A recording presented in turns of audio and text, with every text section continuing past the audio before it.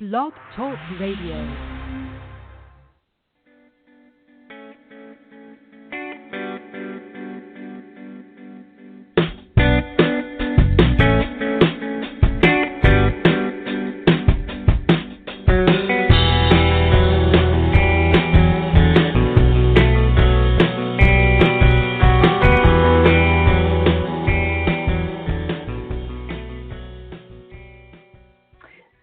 Everybody, welcome to the Doctors Are In show, and I am your host, Dr. Rose Wilkerson.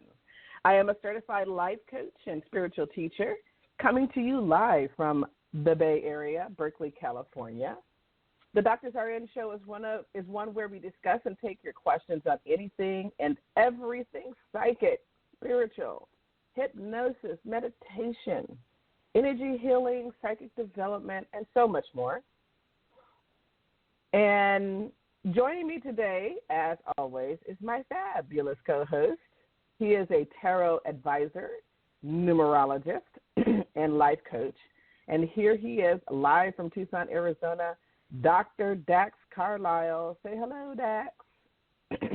Hello. Hey, I'm here. For my voice. Yeah. I have to apologize. Me too. For my voice is kind of messed up today too, Rose. I don't know what's going on. You guys have smoke though where you're at. Yeah, we do. We have some fires that north of us. This is a very dry time of the year for us. So unfortunately, we usually have fires. And then also we had a storm last week that came through, and lightning that created fire as well. So we get some of that in the Bay Area, and I think that's what my phone is responding to. So I apologize, everybody. But how you doing, Dax? Other than the frog in your throat?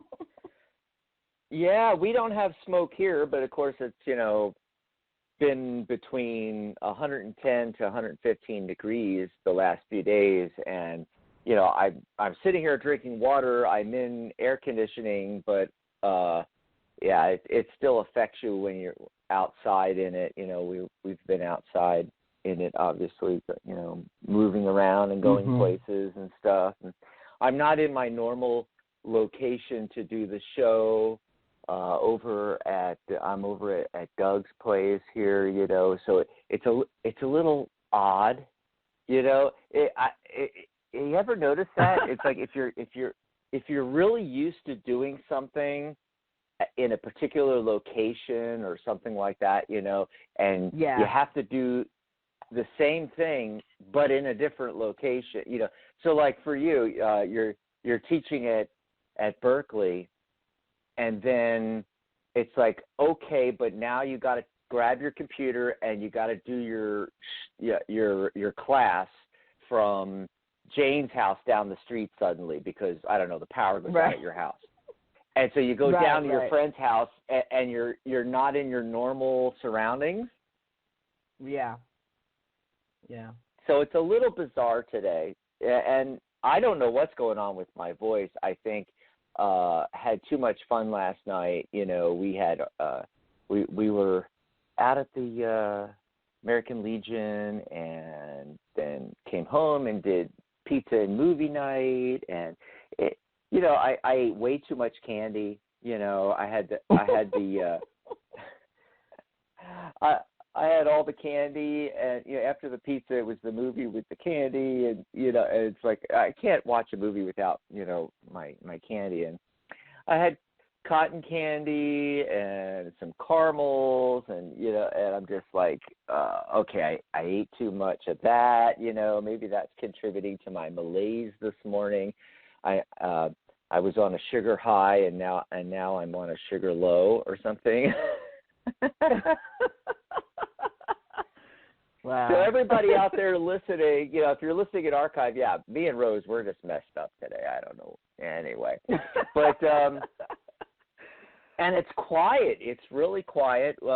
We do have some folks calling in, but hopefully we'll get more callers as the show progresses here. We do have a topic to talk about, so it's going to be fun. We're going to do that, and hopefully we'll get some more callers. If not, we're going to have a really short show today.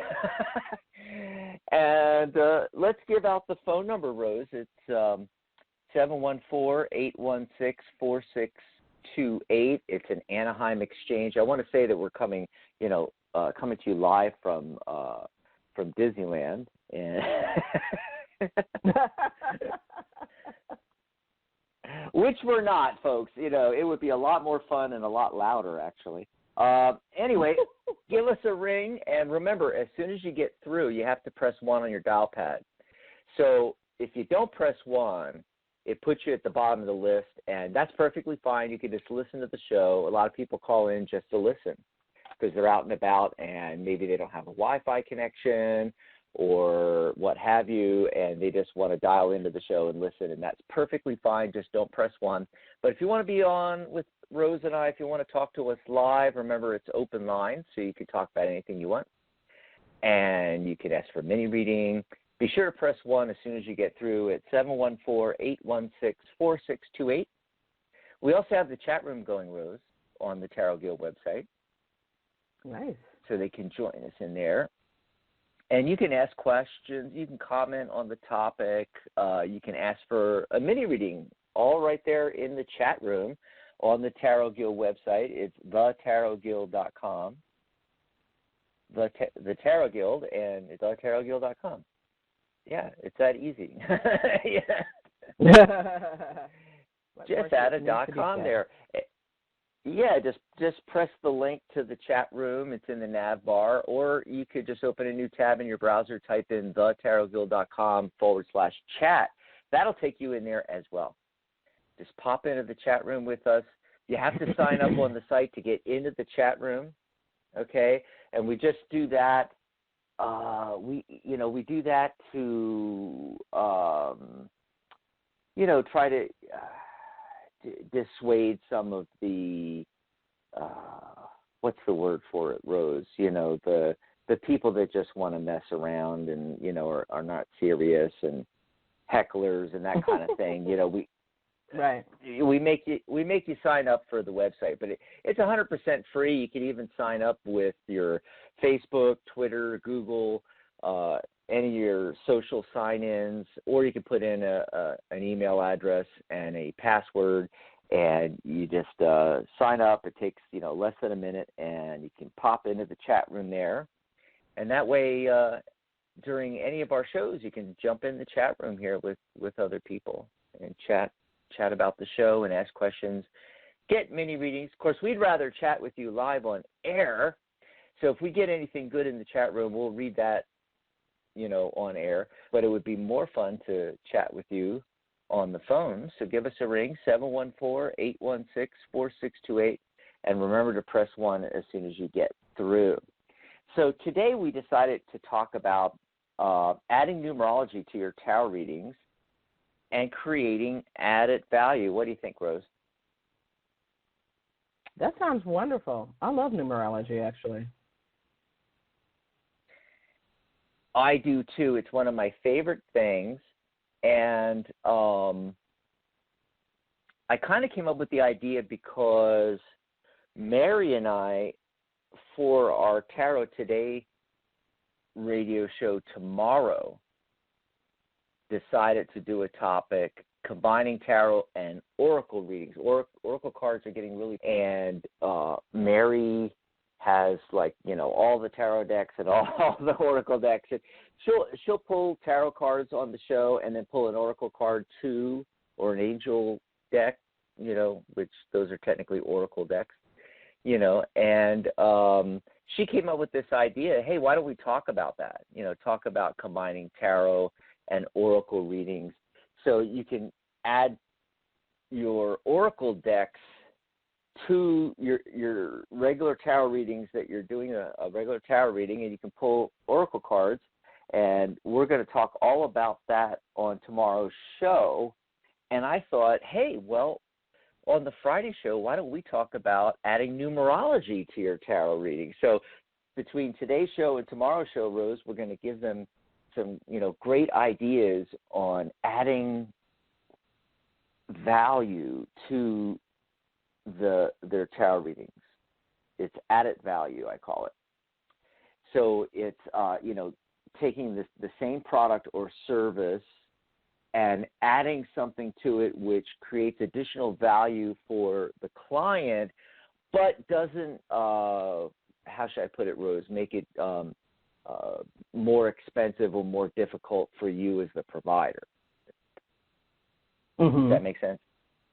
Yeah. Yeah, it does. And I'm a big fan of that. I'm a big fan in marketing in general, no matter what the product or service. Over deliver. It's like under promise and then over deliver, and you have a customer or a client for life. Doesn't that make sense? It does indeed. Awesome. So we got some callers coming in. I'm just, I keep checking the switchboard to see if we have callers coming in here. And we'll get to calls in just a minute. Meanwhile, we'll give you some time to ring in at 714-816-4628. And so numerology, to me, it's the easiest thing to add in, because it's intrinsic to the deck, the numerology. And long before I got involved with tarot, I was already studying hypnosis, the power of the mind.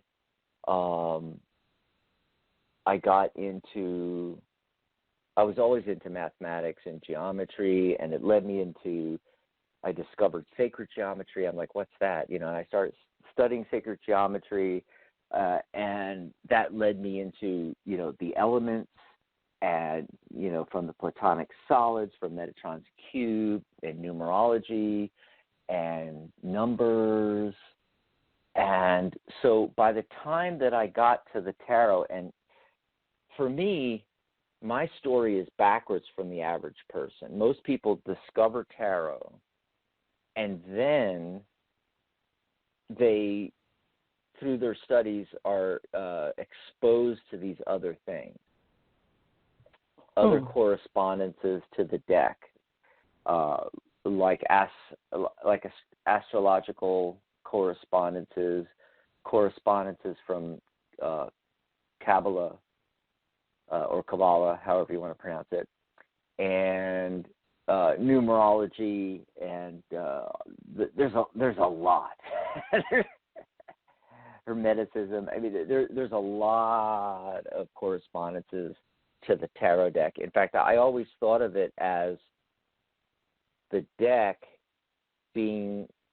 deck being like the hub of the wheel, and everything else, all those other topics, were spokes on the wheel, you see. Mm-hmm. So most people, they, discover, or somehow they come upon tarot, and then they discover all these other things later. And they study them, briefly, or unless they really, really like it, it's just a very surface level understanding. Whereas I came to it the opposite way. I had already made a more in-depth study into sacred geometry, Metatron's cube, numerology. And so when I was introduced to the tarot deck, I looked at it,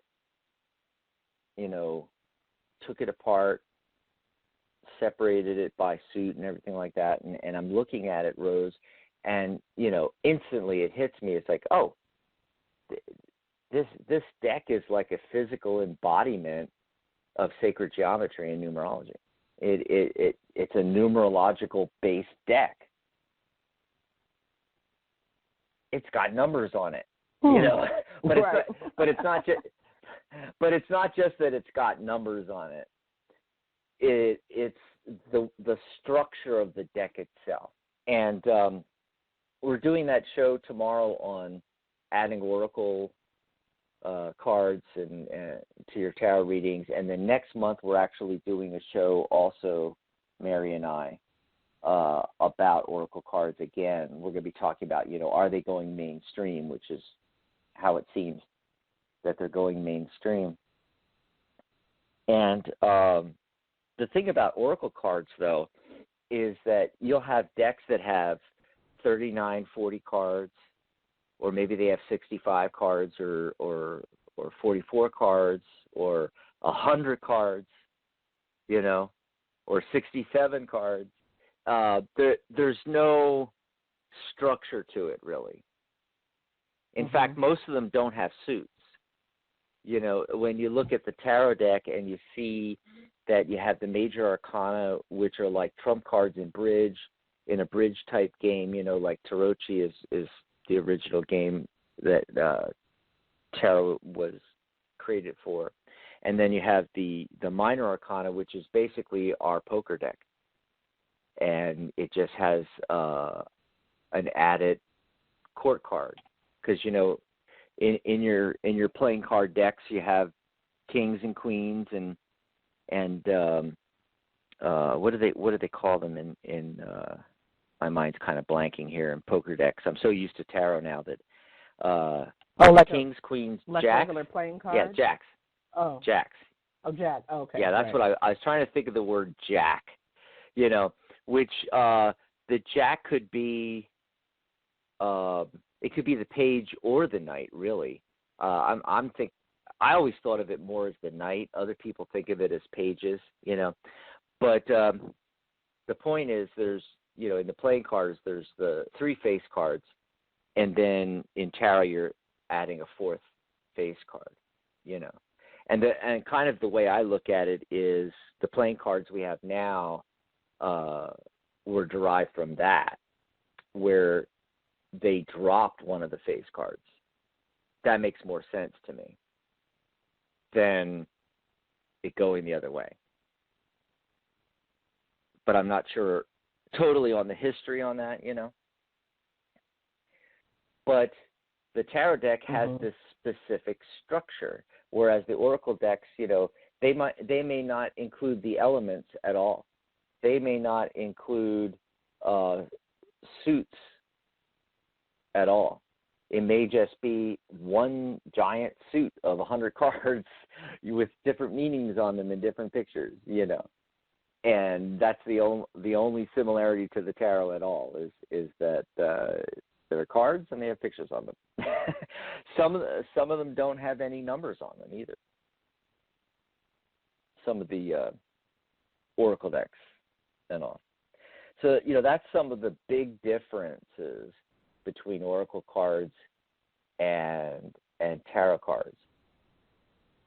The tarot cards have a very specific structure to them. And when you come from a background of numerology and sacred geometry, you see it instantly.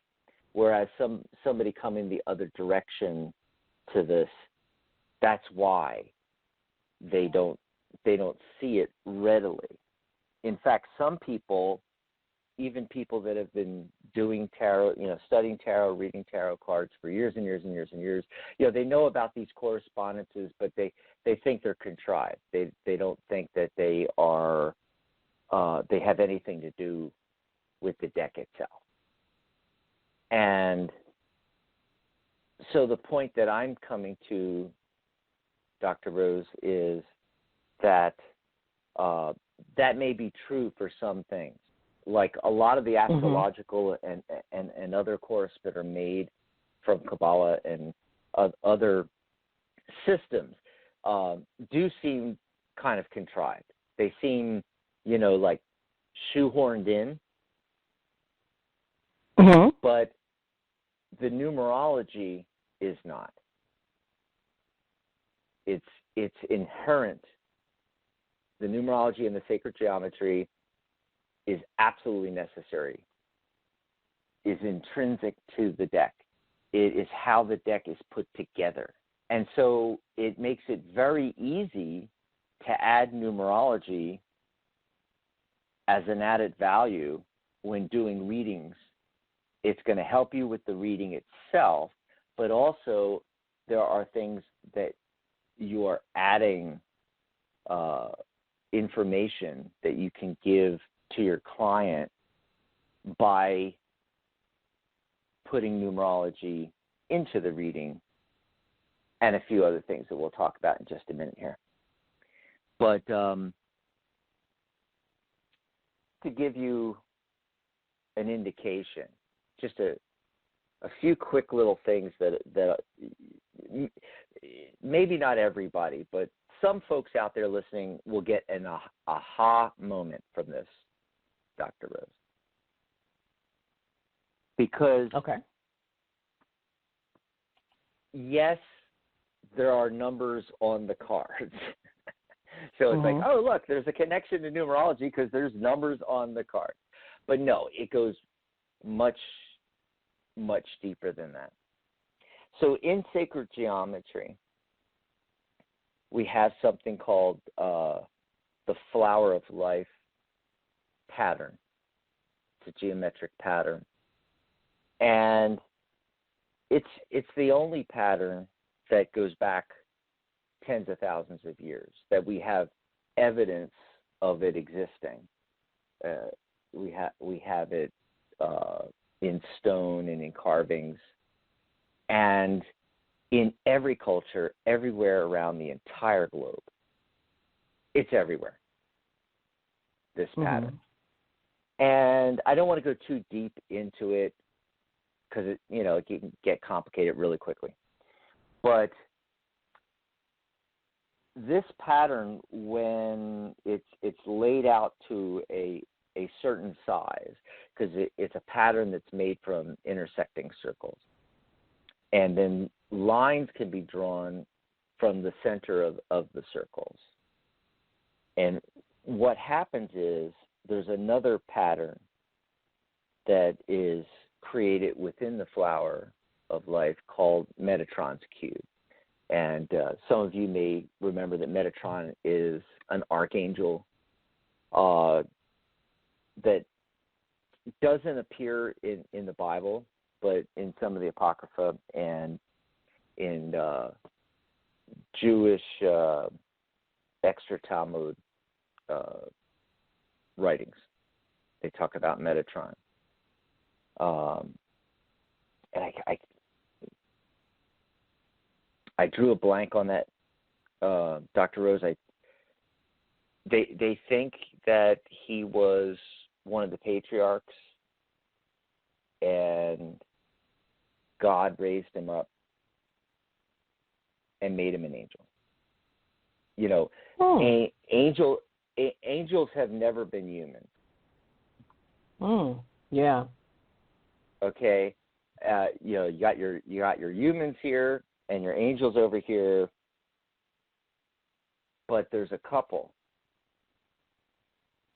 that, and you can kind of tell from the name, all the angels that never had a physical body were never humans, end in L. Like Michael is actually Michael. Raphael is actually Raphael.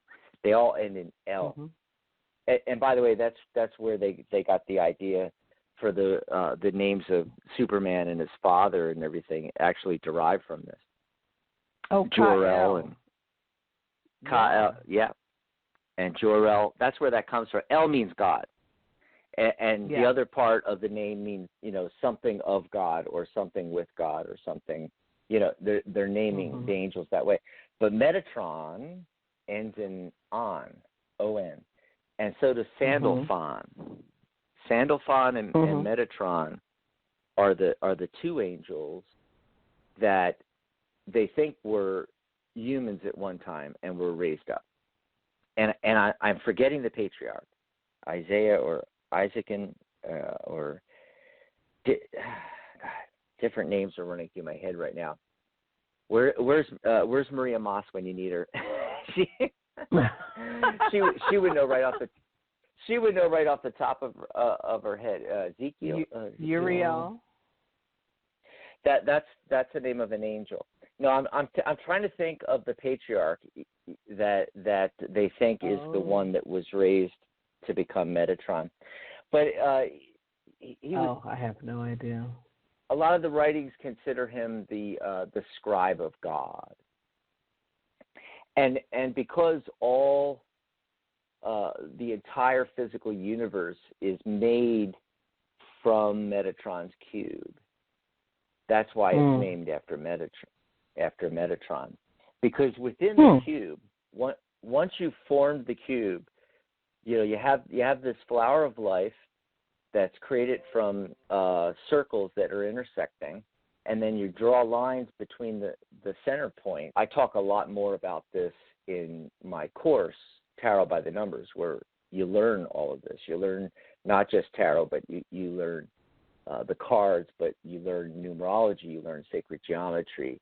You see how it all fits together, which I think makes you a better tarot reader, because you then understand what's really going on here. And so you got this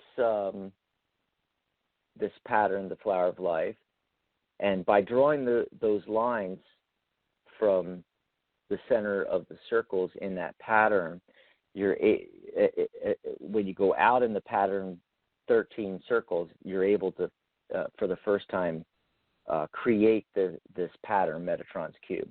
And you draw the lines, and it creates this geometric pattern. And within that pattern is what's called the 5 Platonic solids, named after Plato, the 5 Platonic solids. And each one of those is a geometric shape, and it's a primal shape. It's you can't create any. They each have different numbers of sides, and you can't create any more than 5 or any less. Like you can't find within the pattern.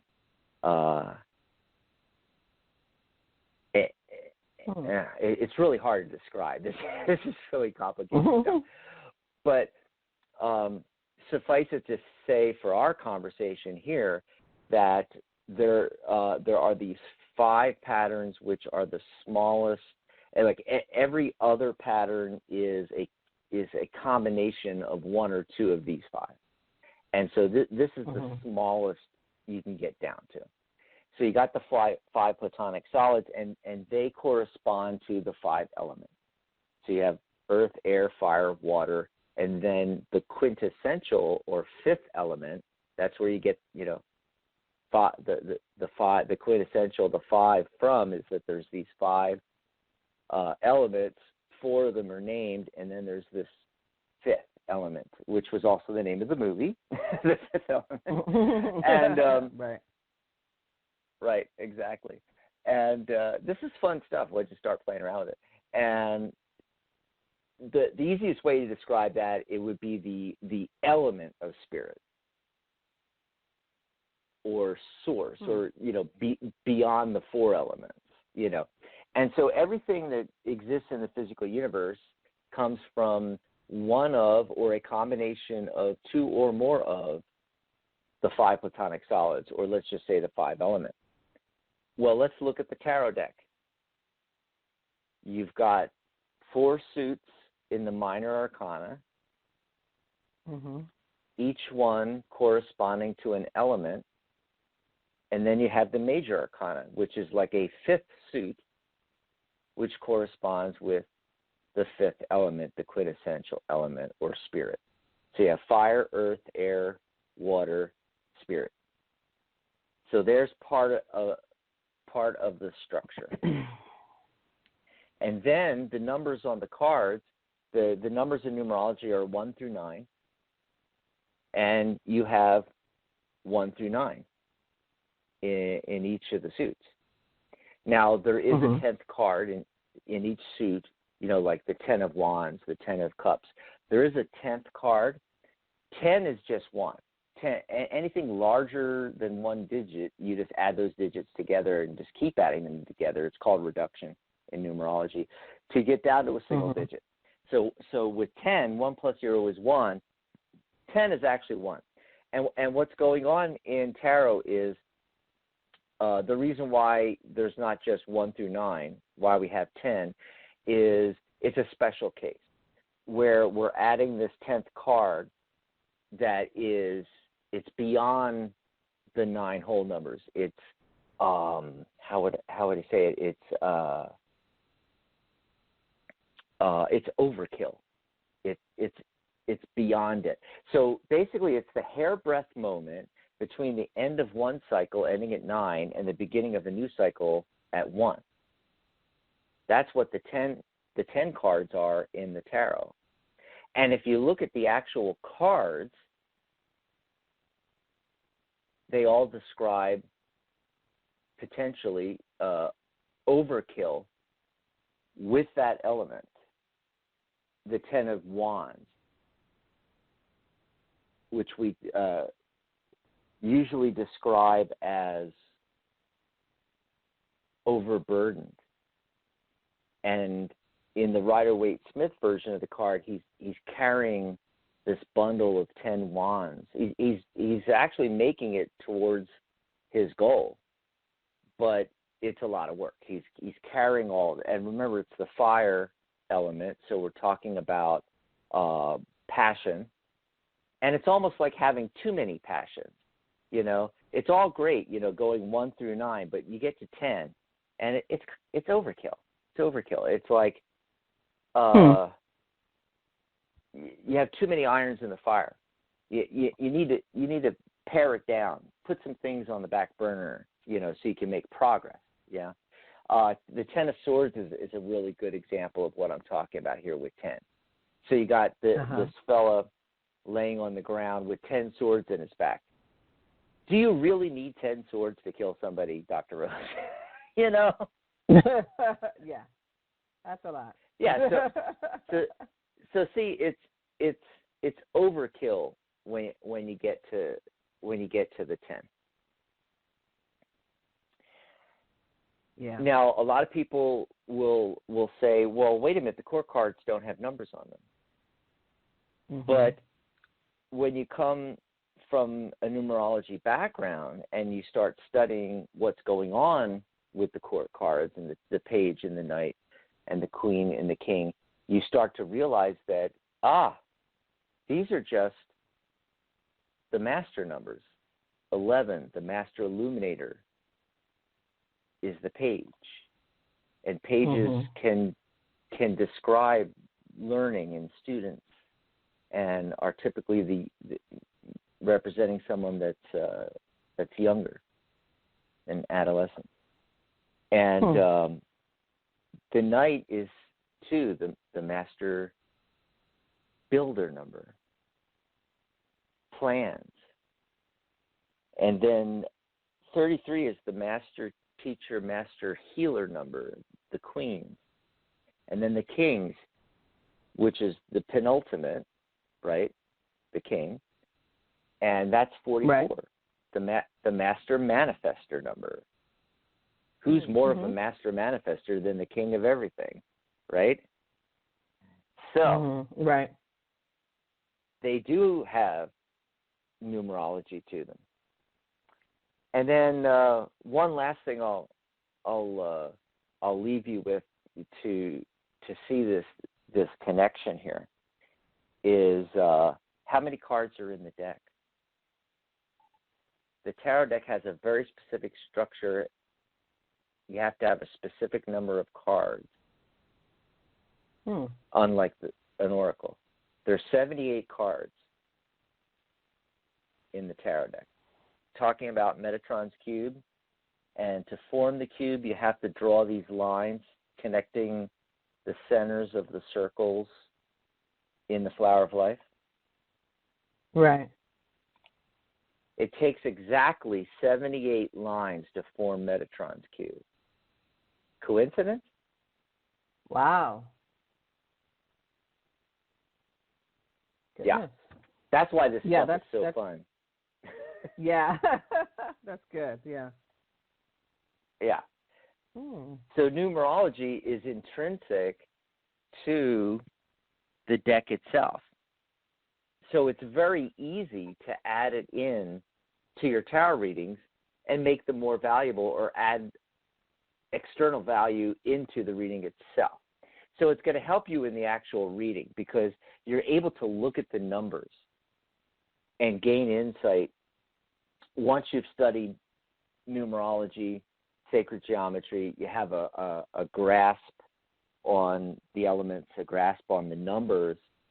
As you're pulling cards and doing your readings the way you normally do, it's adding to the reading experience for you and the client because you can use the numerology, you see. And what I'm talking about is things like, let's say you get a lot of 5s. We know that 5 is change in numerology. Mm-hmm. Yeah. And so you can look at what's going on with the numbers. You can also look for patterns. You can, by doing the client's numerology before the reading, you can then, you know, their life path number, their attitude number. You can look for those numbers appearing in the cards, you see. Yeah. So a lot of readers, what they do, Rose, is they look for the astrological correspondences. Like they know the person's a Gemini, and so they're looking for cards that correspond to Gemini to pop up in the reading. This is similar to that, only from my point of view, it knowing how numerology works and knowing about life paths and attitude numbers and the 9 numbers in the chart,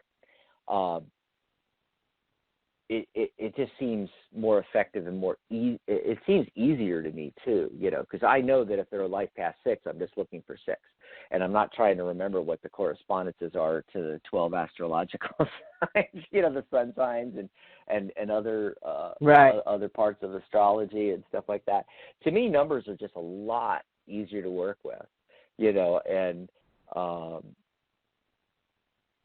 I often say on the show when I'm talking about a sun sign or something like that, because I do give that out, you know, if somebody's asking a romance reading and I see one of the one or more of the core cards pop up, you know, I'll look at the element and look at the core card and try to figure out, you know, what sun sign we're talking about there.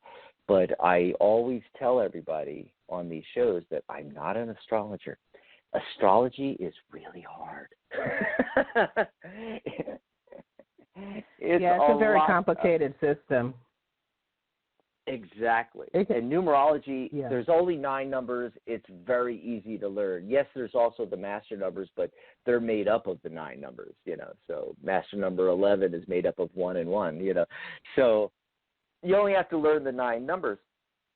And also that's why I teach tarot this way, you see. Now that, you know, I've gone through this and shown how the tarot deck is based on numerology and sacred geometry, you can see why my course is called Tarot by the Numbers. And what I do is, and I've been teaching tarot this way since the early 2000s. A good 17, 18 years. Basically, divide the deck up by the numbers. All the ones and all the cards that reduce to 1. So the 10s reduce to 1. And then in the majors, all the cards that would reduce down to 1 or are 1, like the Magician.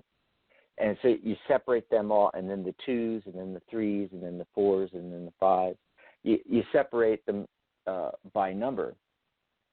And basically, if you think about it, having the 5 suits and the 9 numbers plus 10, the overkill number, if you have a firm grasp of the 5 elements and of the 9 numbers, so think of the elements going down this axis, and then going across the other axis is the numbers. Where they intersect are all the cards. So for me, it's also a lot easier to learn tarot this way, because you're able to just it's not just looking at the images, and yes, that helps a lot, the symbology, and but it doesn't require rote memorization of 78 cards or 156 possibilities if you're using reversals as well. Instead, all you need to learn is the 9 numbers and the 5 elements. And where they intersect are all the cards. And so without even seeing the image on a card, I could have a card I don't need images, because I know what the numbers mean and I know what the elements mean. And so I don't even need images. You could give me a deck of cards with just the number on it and the element, and that's all you need. You can make an entire deck like that. Talk about the ultimate reductionist deck. No images, just one fire. Or 2 pentacle. It's fantastic. It's fantastic. I think it's the best way to learn, and that's why I've been teaching it this way, coming up on 20 years now. Is doing it this way. Yeah. So to add value, that's fantastic. And just to wrap all this up, and to add value to your readings, by learning numerology and being able to pull cards and do a reading for somebody, and be able to pull even more information out of the cards than face value, because now the numbers mean, and it just gives you a deeper understanding and feeling for the cards themselves. But also, you can add value, as I said earlier, by being able to look at the numbers, associate somebody's, say, life path, their life path 7, and you see the 7s coming up in a reading. Also, just the numbers themselves, and as well as timing. A lot of clients ask about timing, and if you know your numbers and you're able to look at the elements and look at the numbers and have a timing card, and you're able to figure out timing for people as well. And one last thing is that you can literally give them a numerology on their numerology to add value to your reading. In fact, that's how I start all my readings out, Rose, is the first thing I do is I get the information that I need to figure out the 9-number chart, which is their birth date, the name they go by now, and the name, how it appeared on their birth certificate. We never get away from that name, even if you change your name. Like Reggie changed his name to Elton John. It's like, but I would need the birth certificate name, the name they go by now, and their birth date.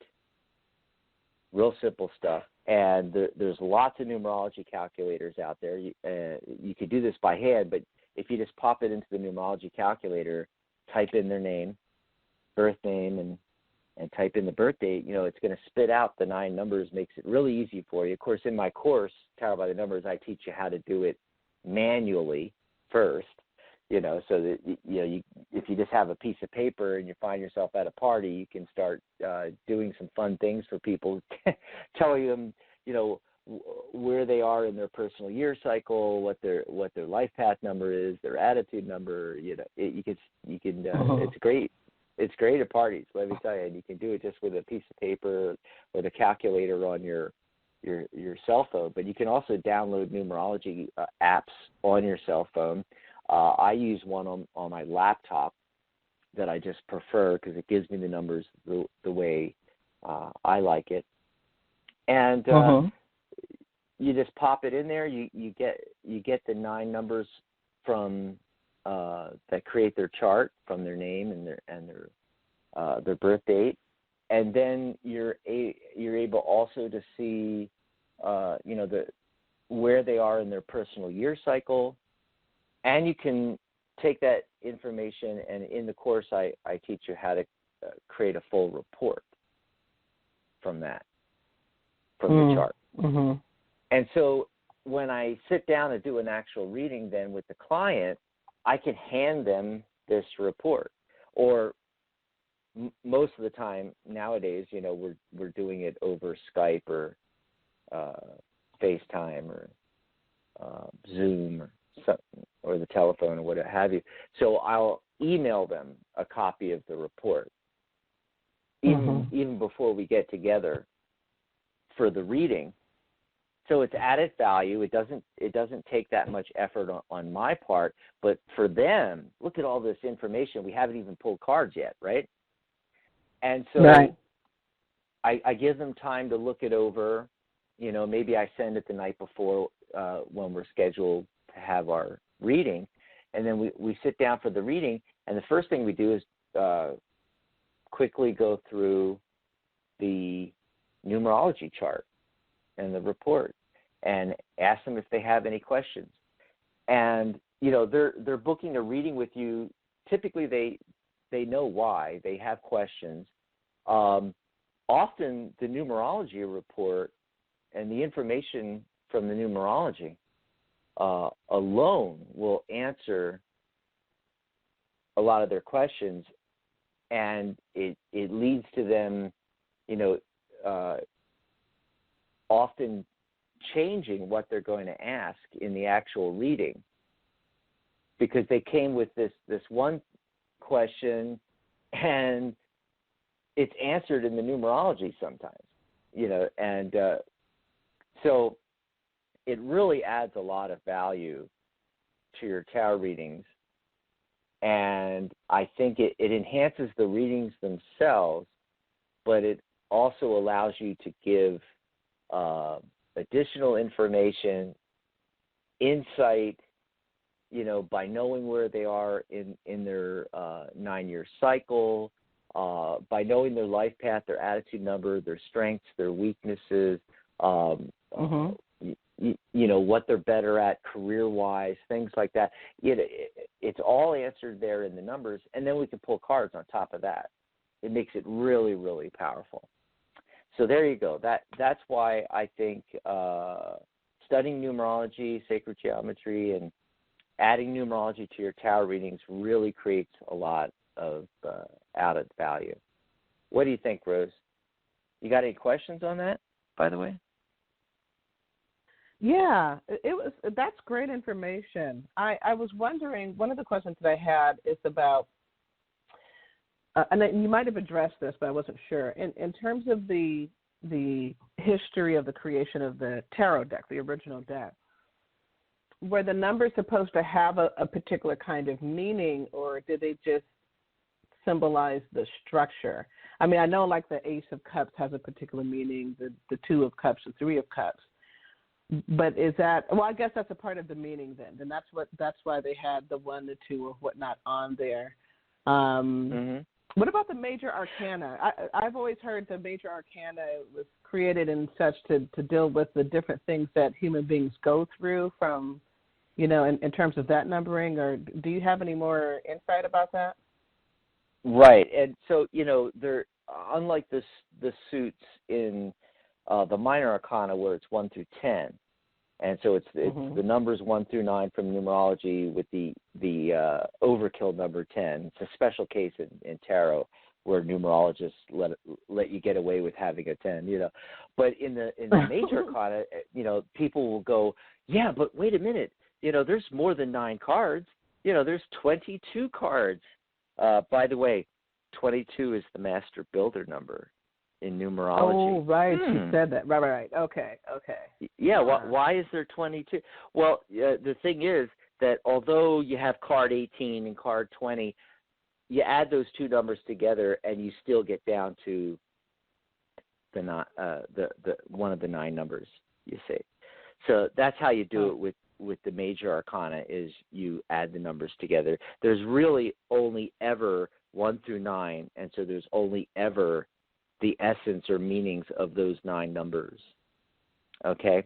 And that's something I didn't mention, that in addition to talking about how there's 78 cards in the deck, which is the number of lines it takes to form Metatron's cube. In addition to that, other numerological things is like the major arcana has 22 cards in it. That's the master builder number. The minor arcana, the minor arcana has 56 cards. 5 plus 6 is 11, the master illuminator number. So what happens when you add 11 to 22? So the major arcana, 22, the minor arcana, 11, you get 33. The master teacher number. Wow. And we don't have any idea of... Go ahead. I'm sorry. Well, 2 things. One is there's a lot of this. And that's why, unlike some of the other associations, numerology is not an association. Numerology is the deck. That's how the deck was created. Right. Now, to go back to your original question, though, don't know the original deck, the very first deck. It goes back 600 years. And the earliest surviving deck that we know of we think is the Visconti Cervosa deck. There's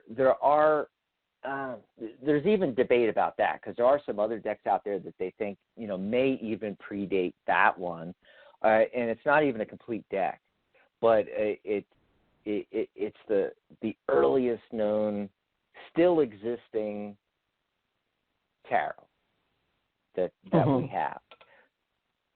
But that's not the first deck. We don't know what the first deck is, you see. Because there is this deck, this earliest surviving, they think it's from the 1420s, I believe. It's the early 1400s is what that deck dates. In order for that deck to exist, there had to have been a deck before that. Right. Okay. And there's no record. There are some records that date from the late 1300s that they think maybe might be talking about a tarot deck. It's definitely talking about a deck, but they don't know if it was a tarot deck that was being commissioned to be painted. Back then they were painted, obviously. We didn't have the printing press. So right. They don't know how far it goes back. And anybody that says that they know, they don't. They're lying. They don't really know. And as far as we can tell, playing cards existed before, and then this fifth suit was added, the trump cards, and the idea was to play it in a trick-taking game, a bridge-type game. And the earliest one that they can find that they think that the deck was made for was Tarocchi. And we're talking about Italy. This is Renaissance Italy, right? And so they think that the deck was created for this. We don't have any evidence. There's nothing saying that the first deck was created for this reason or that reason.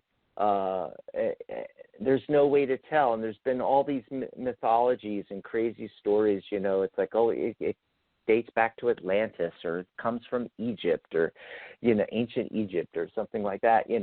And there's no evidence. There's no evidence of that. However, opposite side of the argument, there's no evidence to the contrary either. You see. We just don't. Right. We just don't know. We just don't know. So in these conversations, what I always say to people is, what can we look at? Well, we can look at the actual deck and see if you dissect the deck itself and look at look at the structure. Look at what the elements, what makes it up. It's obvious that it was put together on purpose in a specific way, which I doubt was just for a game. Mm-hmm. I mean, it would have to be an enormous coincidence. And I don't believe in coincidences. I think everything is synchronistic. Just do not believe in coincidences at all. And so when you look at this, okay, and there's 78 lines to make Metatron's cube, and this deck is made of 78 cards. Well, you have to think to yourself, why? Why, Rose? Why would somebody make a 78-card deck? Why didn't they make an 80-card deck or a 60-card deck or a 123-card deck? Why 78? And why are there 5 sections? Right. And there's 5 platonic solids and 5 elements. Why 5? You know, why isn't there 6 suits or 20 suits or 7 suits? Right. You know, it's too much of a coincidence for it to just be, oh yeah, we're gonna I want to, you know, drink wine and play a card game. Let's make up this deck. You know, because that's what a lot of people say. You know, a lot of very famous people, very famous tarotists, people you know that are experts on tarot, is you know, the pendulums come, you know, full swing. You know, the pendulum had swung way over there to the left, where it's from Lemuria, it's from Atlantis. You know, these crazy stories, and now the pendulum has swung all the way back to the opposite direction. It was never for divination. It was never for information. It was never for anything. It was just a deck of cards made to play this game. And I'm like, really? Really? Anyway, so yeah, you know, to answer your question, we don't know. And I'm trying to remember your original question about the numbers and the what you were asking about how the original deck. You know, we just don't know. We just don't know. Yeah. But all we can do is extrapolate by looking at the deck itself, examining the deck. You know, and when you come to this with foreknowledge from sacred geometry and numerology, it's very easy to see what's going on with the deck and the structure and why it was put together the way it was put together. It's just blatantly obvious, you know, and so therefore those numbers and the meanings of the numbers, there's a reason for that. Right. Yeah. Now, the divinatory meanings were created much later, like starting with the 1700s and throughout the 1800s, coming out with the divinatory meanings, you know. But the inherent divinatory meanings, based on the numerology and the elements, goes all the way back to the creation of the deck, because they were always there. So, you know, a lot of people nowadays want to say, oh, you know, the deck wasn't even created for divination. Well, that may be true, but it still had all the elements of it in it because of the structure. Right. And so, you know, yeah, they might not have started till the 1700s using it for divination, doing readings for people, but it was all already there. And I don't really think, you know, my personal opinion is you know, the first written evidence we have is from the late 1700s, but I think that there was folks, even if they only got a hold of one of these decks, you know, and played tarotchi with it, that I'm sure there's some people that use it for divination, even back in the 1400s, 1500s, 1600s. That's my theory. Yeah. Okay. Anything else about that? I just find all of this fascinating. I think you're right that, there are no coincidences in terms of the connection with numerology and tarot. So right. Right. Yeah. And hey, fascinating. So shameless plug. I suggest if you're fascinated by this, to take my course, Tarot by the Numbers, and it's for the summer sale. It's 40% off right now over at thetarotguild.com. Just click on Learn Tarot, and it's already discounted for you down to $47. The number of cards, 78. That's what we actually charge to enroll in the course, $78 normally. But right now it's 40% off. It's just $47 to enroll in the course. And you can learn all of this, and learn tarot, learn numerology side by side, and you also learn how to make the numerology reports, the chart, and create all this added value for your clients, and it's just $47 right now. In fact, the summer sale is going away soon because we're almost in fall. I know. Yeah, don't sleep on this opportunity, folks. It's only going to be around to the end of the month, folks. Yep. thetarotguild.com/learn.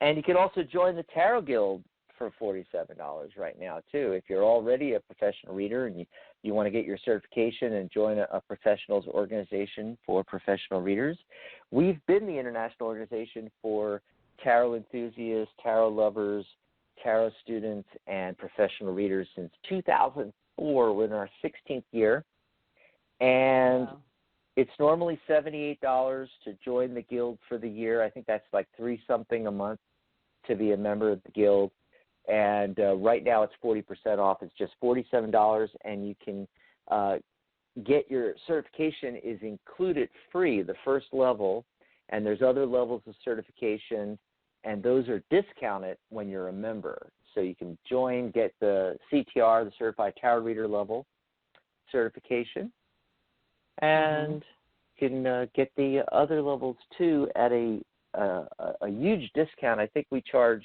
non-members at $78 a level, and for our members it's $47 a level. So there you go. You'll find that at thetarotguild.com/join. And it's all right there on the website, thetarotguild.com. Yep. So let's see if we can take a phone call here real quick, Rose. Do you want to let us know before we go to the phones what's coming up on the network, upcoming episodes? Hey. All right. So tomorrow, Saturday, at 11 a.m. Pacific, 2 p.m. Eastern, we have Combining Tarot and Oracle Readings. And that is with the Tarot Today radio show with host Mary Brown and yours truly, or Dax Carlisle, with open lines and tarot mini reading. So that's happening tomorrow, folks. And if you want to learn more about the tarot, combining the tarot and the Oracle readings, don't miss that show. And on Sunday, we have open lines, Angel Reiki, and free tarot readings for the whole show. That's with Magic Universe with host Sharona Rapsick. That's Sunday at 11 a.m., 2 p.m. Eastern. And then on Monday, we don't have the Wisdom of the Soul with Janice Fuchs. She will be returning towards the end of the month.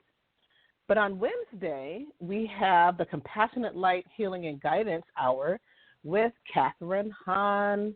And on that day, she will be doing a show called, a topic called Trust Yourself.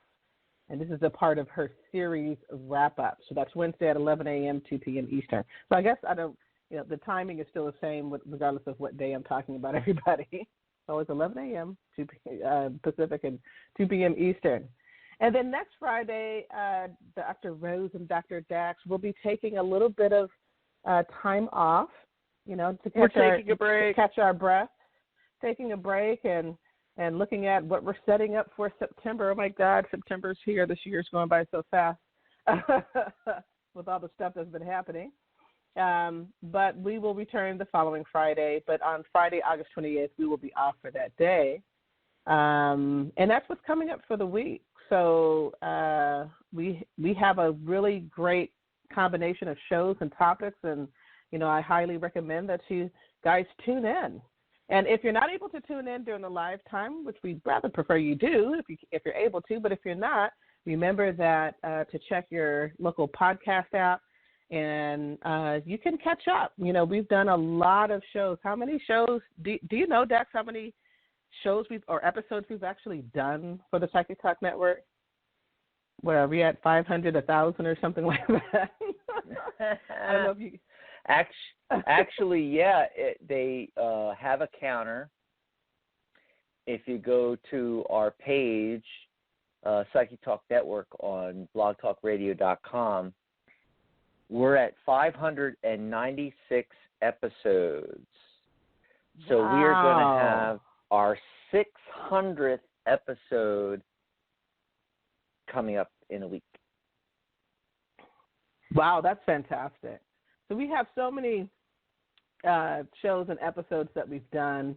I highly recommend that you guys, check your podcast app and look at some of the, check out some of our previous shows, In fact, I'm glad you brought that up. Coaching.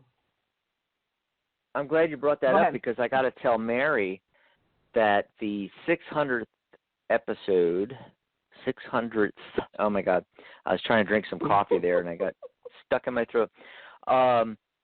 It's next Saturday, actually. It's the 29th of August.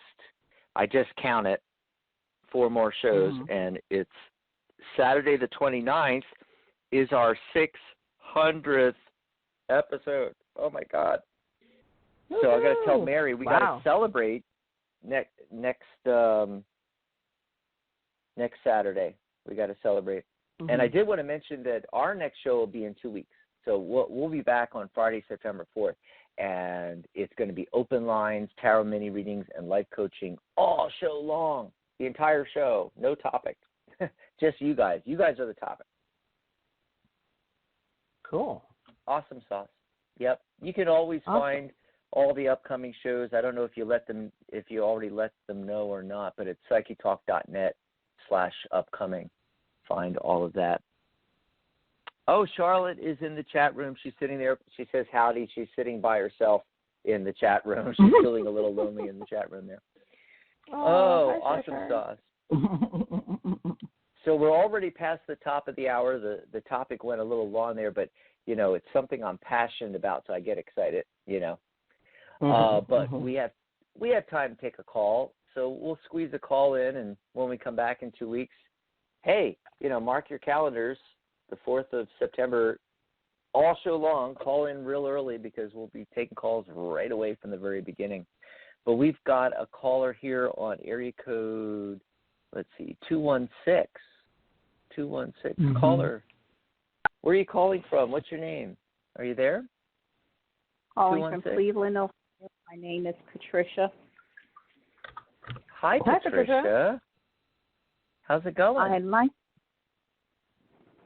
Busy. I'd like to find out that this numerology for my businesses that I'm creating and just cool. Doing training for myself, the speaking, the writing, and an energy healing. What can you reading for that? And I started the advertisement on LinkedIn. I'm writing basically to create my expertise, my credibility and visibility at LinkedIn. I know that's a business one, writing posts and articles. And then on Facebook, I'm writing posts. No website, but hey, my intentions are to obtain paying clients. But I started writing posts back in March on LinkedIn and on June and Facebook on a weekly basis. But what from a numerology standpoint for all of those. And the speaking is just writing out the talks and then just practicing in front of a mirror and just practicing, period. And obviously it's all going to be virtual. Mm-hmm. Well, what kind of business? What are you doing? I don't know if you mentioned that.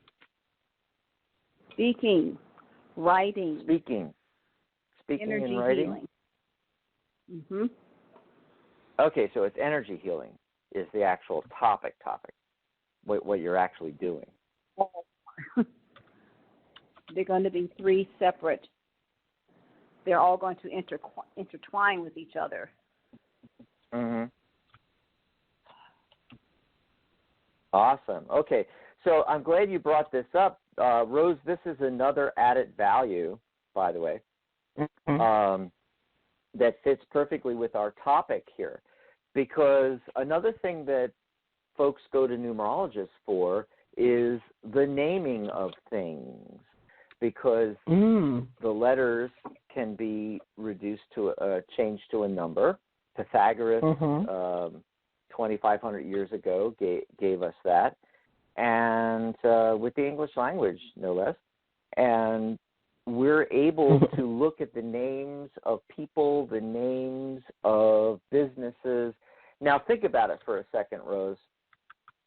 Think about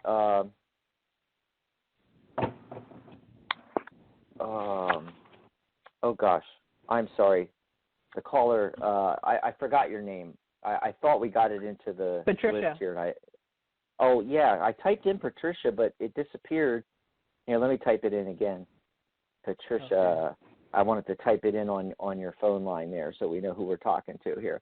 So Patricia and Rose, if you think about it, classically when you're doing numerology for a client, and they give you their name and their birth date, and you extrapolate the 9-number chart from that. What are you doing? You're taking their name and the date that they were born, and you're finding out information about them. Well, guess what? You could their way around.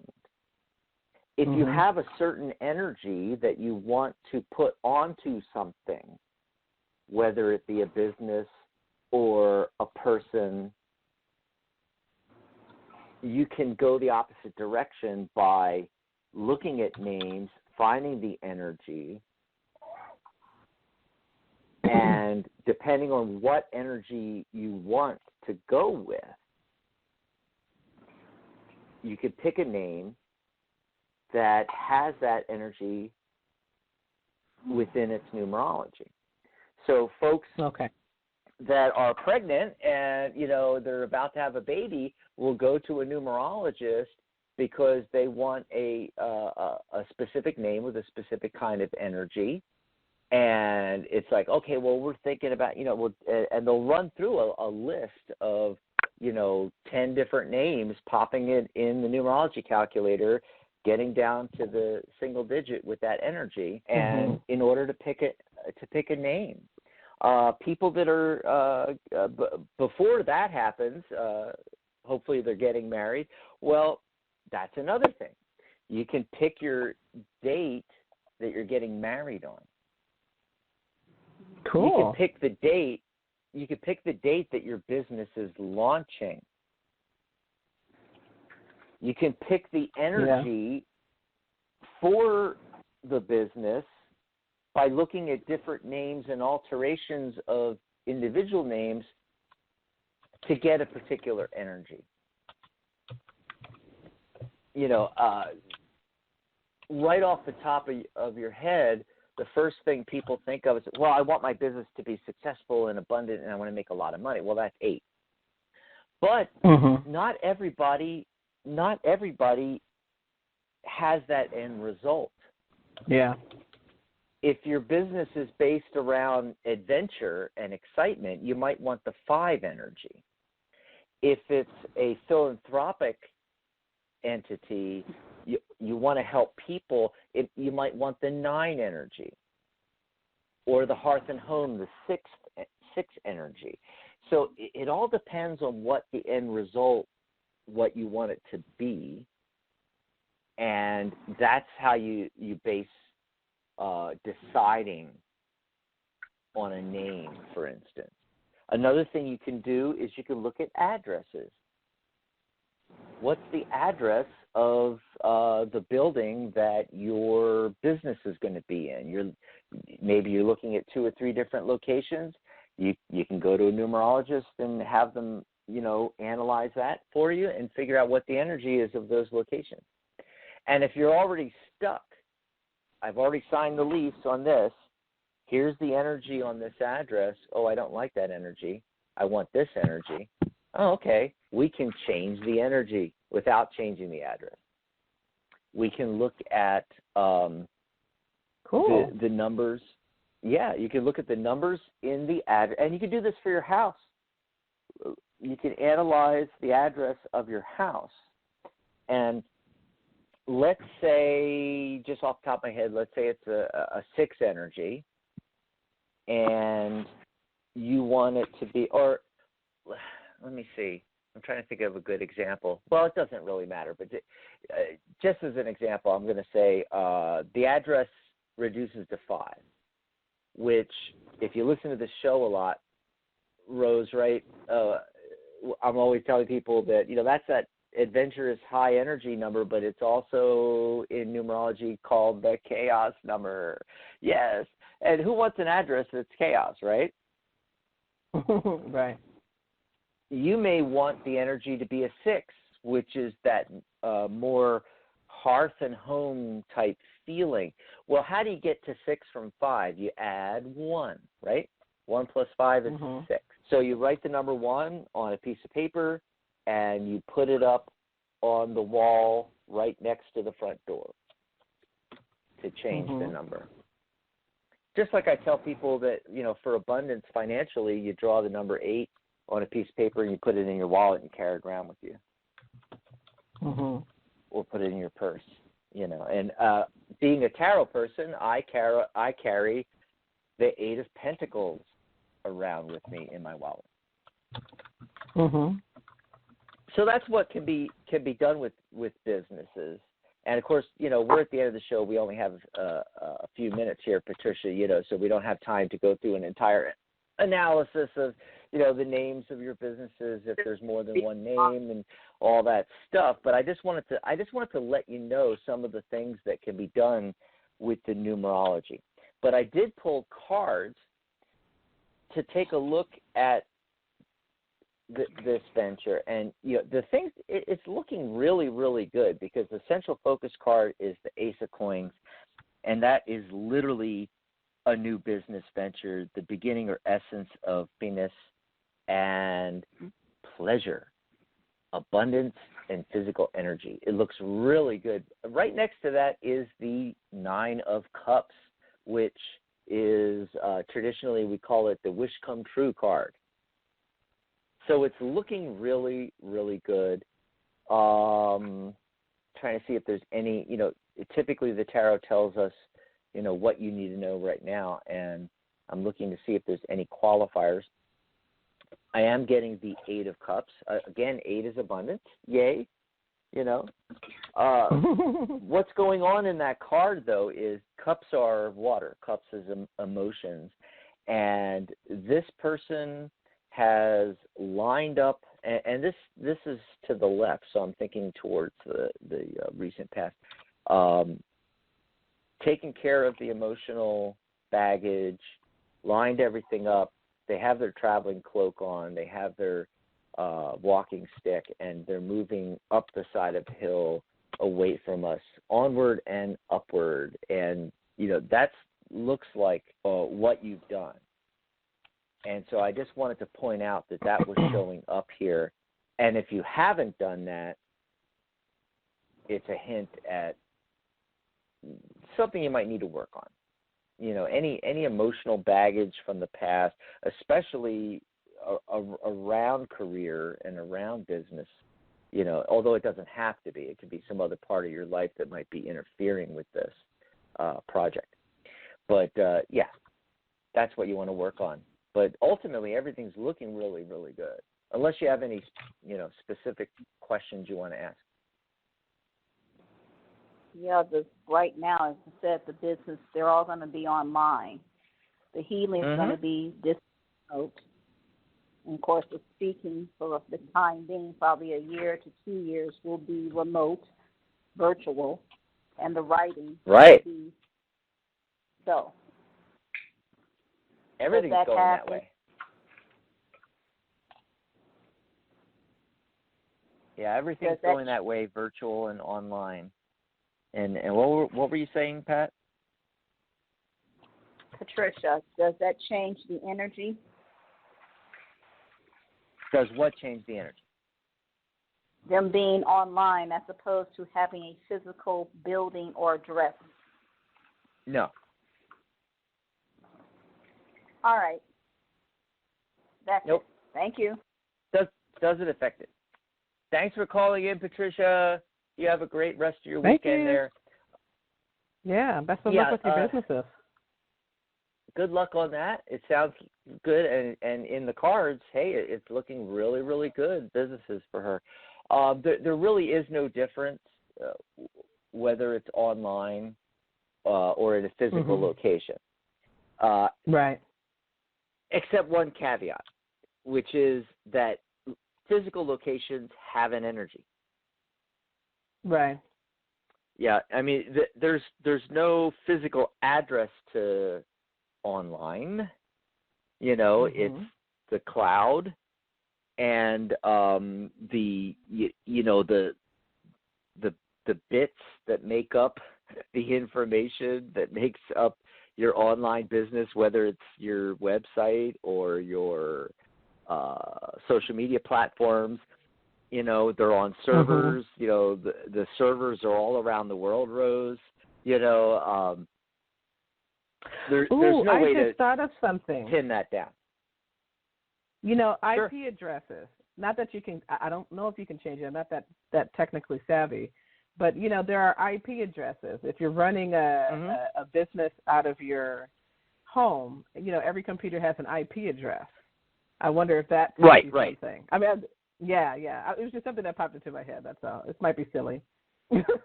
No, it's not silly. I mean, I've thought about that in the past myself. The problem with IP addresses is, some of them aren't static. Sometimes, especially if you're talking about your website, your physical IP address, like if you're doing it out of your home, I don't think that changes. But I know if you're on a shared server and you don't have a permanent IP address, it'll rotate. So, that would change it. And, I don't think anybody's ever researched this. It would actually be an interesting project to do the numerology on IP addresses and see if there's any correlation there. I really don't get the feeling, though. I don't get the feeling that it really affects anything, whereas a physical address does. And the reason for that, I think, is because where the business is located and what you're doing. And let's say you're a hairdresser. Okay, so your clients are coming to the address. You're coming to the address. What is actually transpiring in the customer-client customer or client / provider relationship, which in this case is the cutting of the hair, is also happening in that location. You see, everything comes down to that location, and that's why the energy is important there. Whereas online businesses, the clients are all over the globe. You could be in your house, but hey, tomorrow you could be on the beach, or the next day you could be in a coffee shop running the business. So the physical location doesn't have as much effect like when you have a brick and mortar business. That's what I want to say. Yeah. Okay. Yeah. I was just curious about that. It was just something that popped in my head. But there's a lot of value in looking at those energies and people actually do this. They go to numerologists and have their home location, their business location analyzed, their kids' names, their names, and it's just some powerful information. Mm-hmm. And no one is really sure exactly why this works, but it does work. So we go with it. That's right. Yeah. Anyway, so we're at the end of the show. Boy, this was a great show. I had a lot of fun talking about my favorite topics.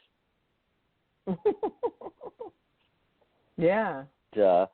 Remember, we're taking next week off, but we'll be back in 2 weeks. I'll be back tomorrow with Mary Brown on Tarot Today Radio on the Psychic Talk Radio Network. We're going to be talking about adding oracle cards and oracles to your tarot reading. So today you got the numerology, and tomorrow the oracle cards. So by the end of the weekend, Rose, people are going to have a lot of stuff they can add value to their tarot reading.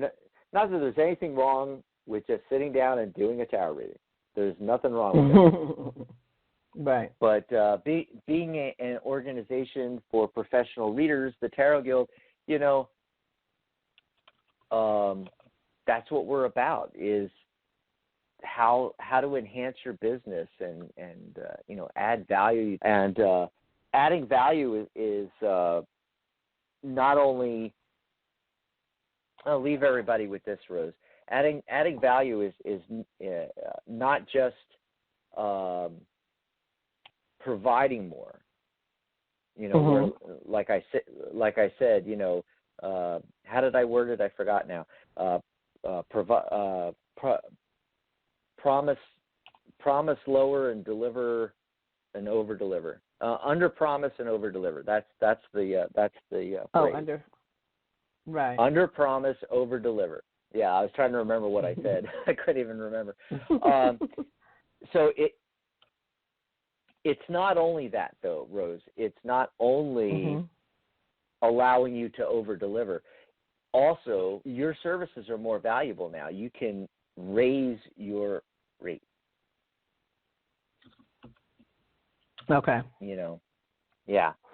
So if I don't know of a good example off the top of my head, but if you're charging $100 for a reading, and you add in the numerology and the numerology reports and things like this, and add this value, it's worth more value. So now maybe you charge $120, $150 a session. You see. Mm-hmm. Does that make sense? It does. Awesome. Thanks. Well, thanks, Rose. Yeah. This was a lot of fun today. Yeah, and thank you so much, Dax, for enlightening us on, the connections between numerology and tarot. It's a fascinating topic. I love it. You can study this stuff forever. Let me tell you. But I tried to make it. I tried to pare it down and make it as concise and digestible as possible with the Tarot by the Numbers course. So I highly recommend that everybody, enroll in the course if you're interested in this stuff. You're going to get a lot out of it. And, of course, you get access to me and you can ask all kinds of questions about that. All righty. So I will see you tomorrow. Rose, you'll be here in 2 weeks? In 2 weeks, yeah. Yeah. I'm going to try to catch the show tomorrow because I want to hear about the Oracle decks, since that's something I'm recently interested in. But more on that later. More on that later. When we come back, yeah, who knows, 2 weeks from now, what things, you might be bringing into the show. That's right. Thanks, everybody. Goodbye. Goodbye, Rose. Goodbye, everybody. Bye now.